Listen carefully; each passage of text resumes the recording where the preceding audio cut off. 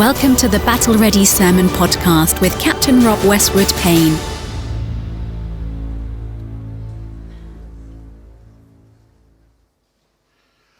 When you get a dog, one of the things that trainers and the books that you can get to tell you how to deal with a pet dog tell you to look out for is something called resource guarding. Anybody know anything about resource guarding? No? Okay. Well, resource guarding is a behavior that discourages another dog or a person from getting to, take away, or getting too close to an object or a valued area of territory in a dog's possession. If you want to know what resource guarding is like, you need to see Harley with a ball in his mouth. Okay? Now, fortunately, he's not too aggressive about it, but it takes a lot to prise a ball out of Harley's mouth. That's what resource guarding looks like. And it could be a food, it could be a toy, it could be a stick, a ball, a bed, or another pet or another person. And it can be signalled by a quiet head turn, and those of you who have tried to prise a toy out of Harley's mouth will also have noticed this. Okay, he's very good at letting you get to within about 2 millimetres, and then he'll suddenly turn his head, and you've missed the opportunity. But it can also be signalled by a threat, a deafening growl, a forward charge, or even, in the worst cases, an actual bite. And whatever the dog behaviour is, the signal for this resource guarding is, this is mine and I'm keeping it, no one else is going to have it. And it can become a problem if it's not dealt with. But I got to thinking, aren't we like that sometimes as human beings? Think back just a few years ago now to the very first COVID lockdown, or just before it. What did humans resource guard just before the first lockdown? Toilet rolls. Yes, toilet rolls. We were definitely resource guarding then. I'm not going to ask for a confession and a show of hands for anybody who's still using toilet rolls that they bought in February 2020. You can keep that information to yourself. But there was a shortage of toilet rolls because people were resource guarding them. And that wasn't the only product. There were other products as well that ran into shortages because we were resource guarding. And according to research since that lockdown, those of us who were especially frightened of the coronavirus pandemic tended to resort to hoard resources like that. Might have been toilet paper, could have been other things. And the idea of resource guarding, particularly from a human point of view, is that we somehow feel like we're retaining control over something when so much else seems out of control. At least I've got my toilet paper, even if the rest of the world is falling apart. The good news is that Jesus understands human nature, because in that mystery that we cannot completely describe and cannot completely understand, that Jesus is fully and properly God and fully and properly man. He understands human nature, and he understands how many of us live in fear. How many of us live with this sense of scarcity rather than abundance as we await his return? And much of his ministry, through much of his earthly ministry, he wanted to reassure us that inside the kingdom, Jesus gives us the freedom to act in faith rather than in fear, even when it comes to our money and our resources. That's really the theme behind our Bible story this morning. If you want to turn to it in your own Bibles or in your Bible app, it's Matthew chapter 25. Matthew chapter 25 and verses 14 to 30. It'd be worth looking these verses up. And if you're nearby a message notes, then there's some of those scattered around as well, so you can follow what we're talking about this morning. Matthew chapter 25 and verses 14 to 30. The parable of the 3 servants. Again, says Jesus, the kingdom of heaven can be illustrated by the story of a man going on a long trip.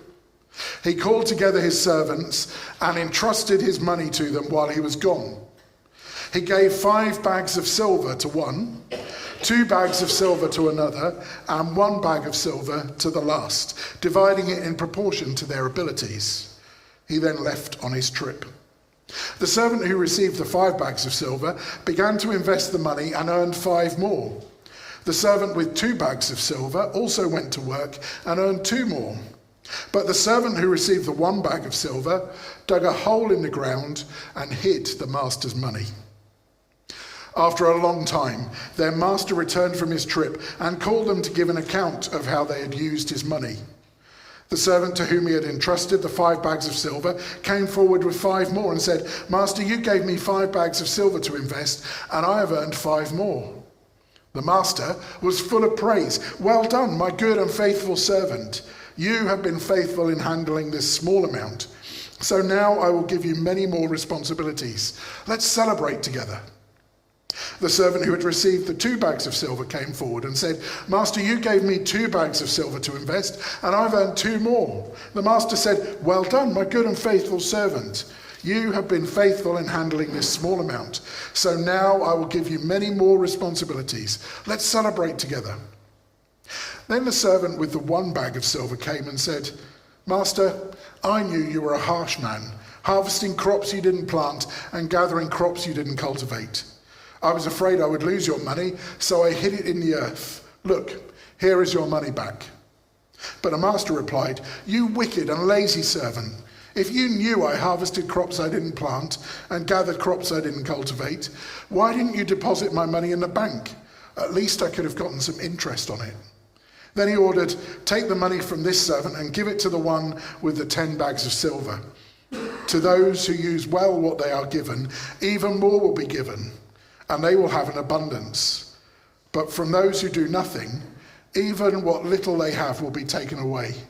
Now throw this useless servant into outer darkness, where there will be weeping and gnashing of teeth."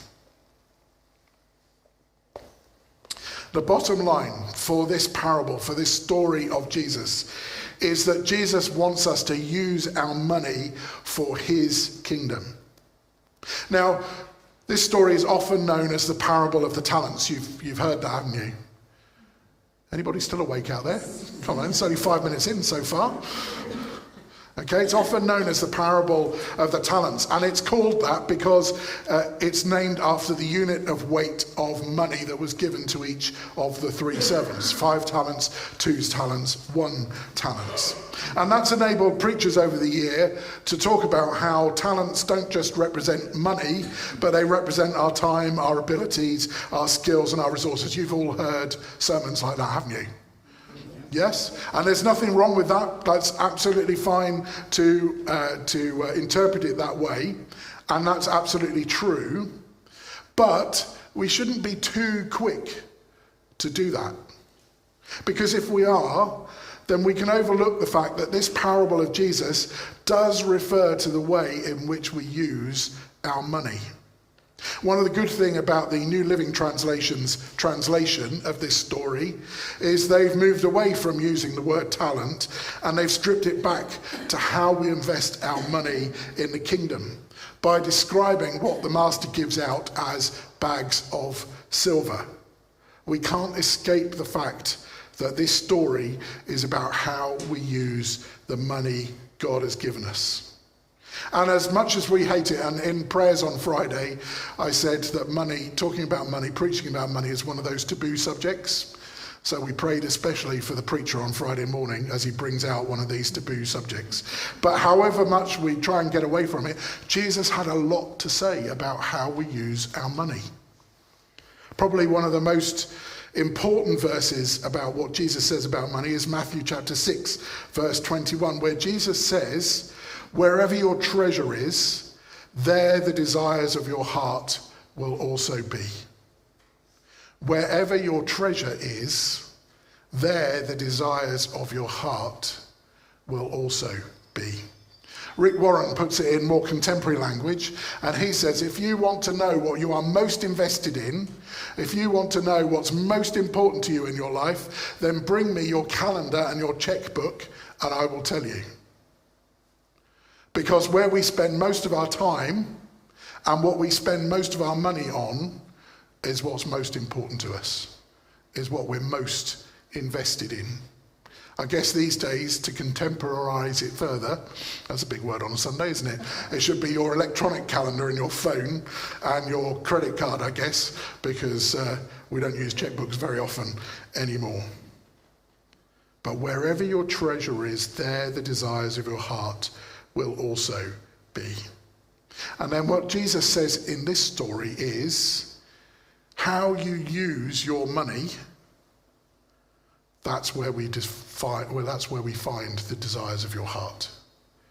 How you use your money is where we find the desires of your heart. Jesus sees this direct link between a heart check and our checkbook. So what does this parable have to say about our money?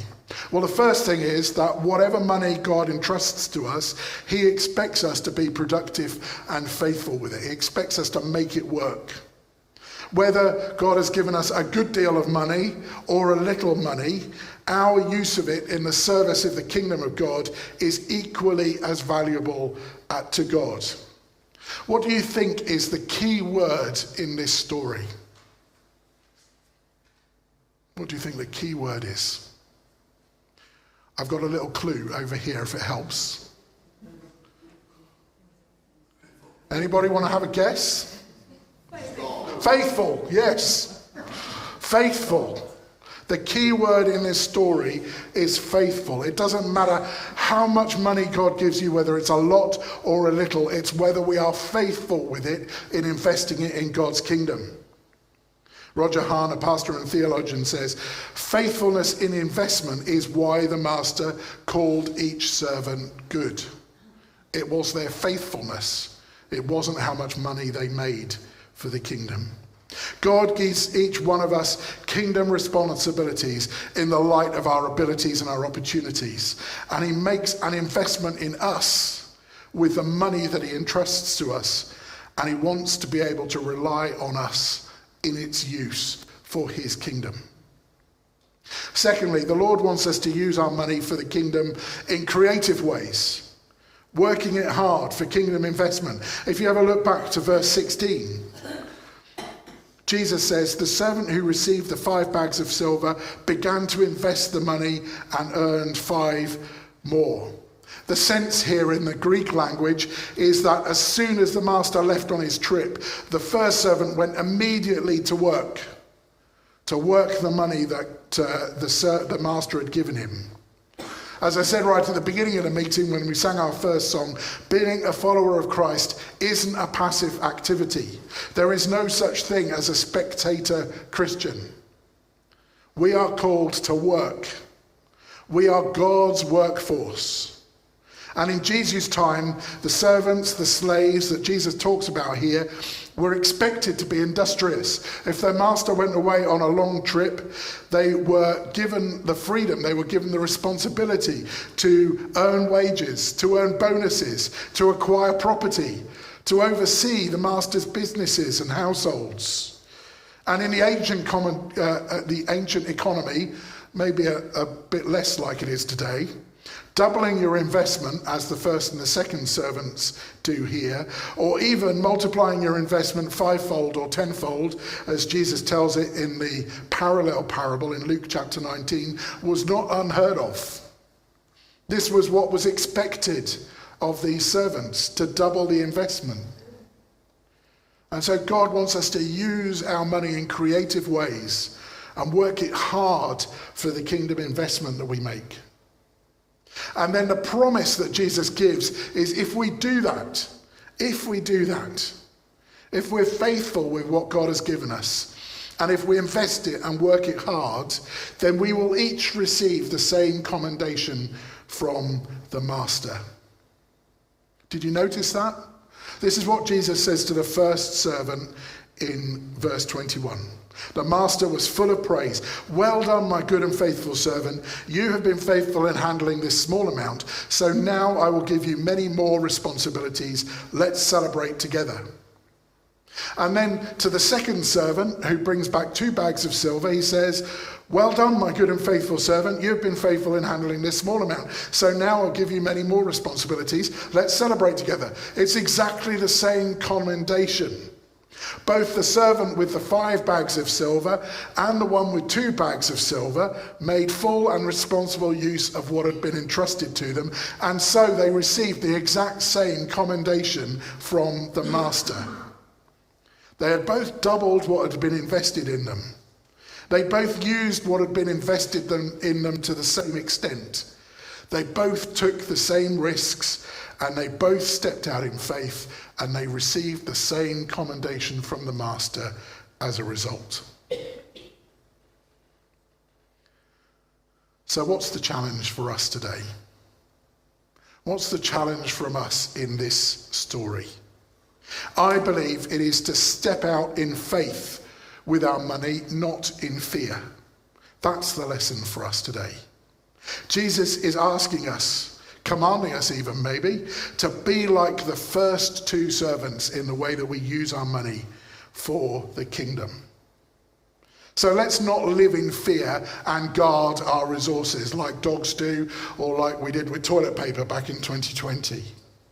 Let's not refuse to do anything for the kingdom with the money that God entrusts to us.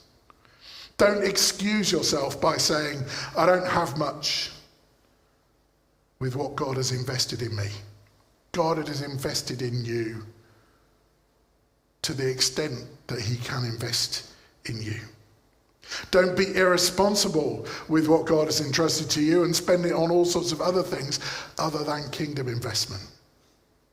We mustn't make excuses to avoid doing what God has called us to do with our money for his kingdom.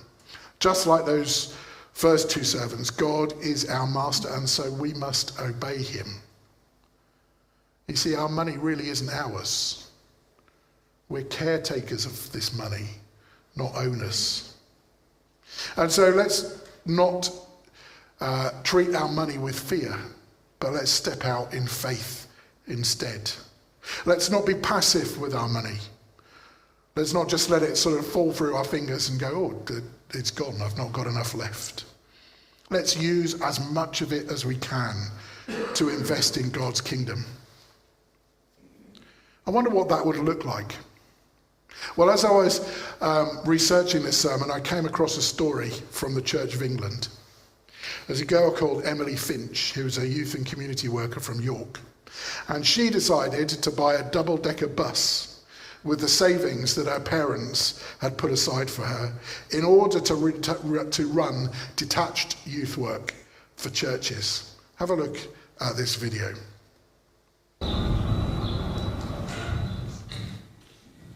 My name's Emily Finch.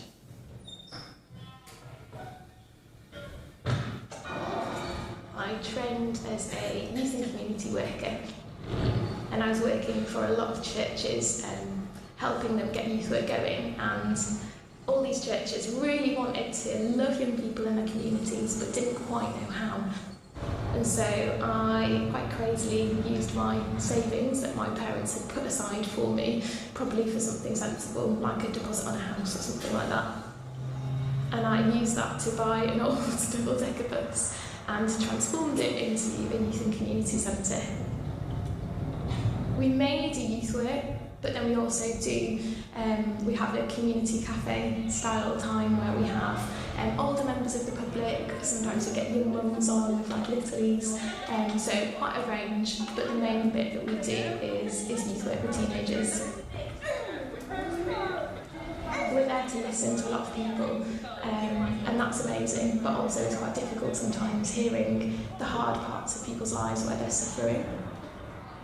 We say at the end of our youth sessions, we say, oh, we're going to pray now, or if you don't want to pray, you can head home because it's the end of the night.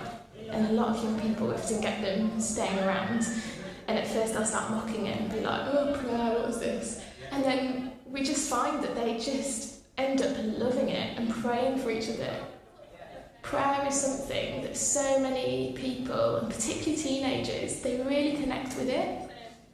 Most of the people who come on the bus don't have any church connections, aren't from Christian backgrounds, and we've had young people like praying for each other when they've never really prayed before themselves, and that's incredible.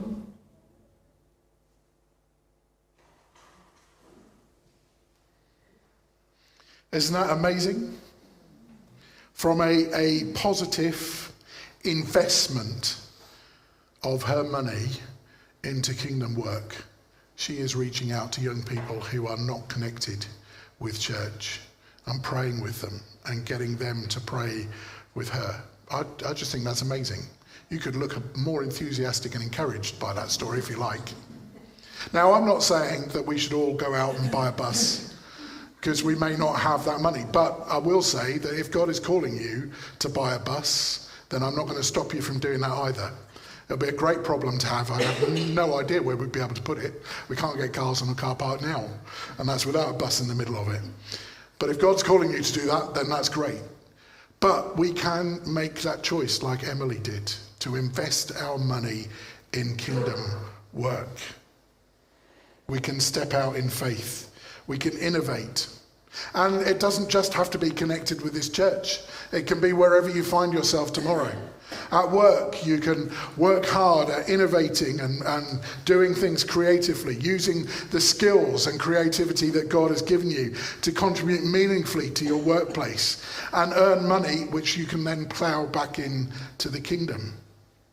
But we can invest, as many of us do, week by week and month by month, in our core here and contribute to the growth of God's kingdom in that way. And we're going to have the opportunity to think about that more deeply in the new year as we prepare to renew our generous discipleship program. Because the church, and for our context, our core, is the primary instrument through which we make the good news of the kingdom known to a watching world. And so we have to invest in it. Jesus' investment in us should motivate us to live up to our responsibilities for our money as much as anything else that he entrusts to us. When it comes to our money, I would love it if each one of us could live, as someone once put it, live each day so that you will neither be afraid of tomorrow nor ashamed of yesterday. Live each day so that you will neither be afraid of tomorrow nor ashamed of yesterday. How do we do that? We do it by stepping out in faith, by not resource guarding or hoarding our money, by not withholding any of it from the kingdom. Let's invest in it instead for the Master and see what he will do with it. As we reflect on those words, I'm going to break the thing that I said towards the beginning of this message, and we are going to widen it out for money and think about our skills and our talents and our abilities, as well as the songsters come to bring us the beautiful song, Take My Life and Let It Be. But don't be fooled. Don't let the devil fool you in this. Because there is a fourth verse, and we will hear this fourth verse, where we sing, take my silver and my gold, not a mite would I withhold. The idea of good stewardship and investment of our money is in this song. And if that's what God is saying to you this morning, then listen.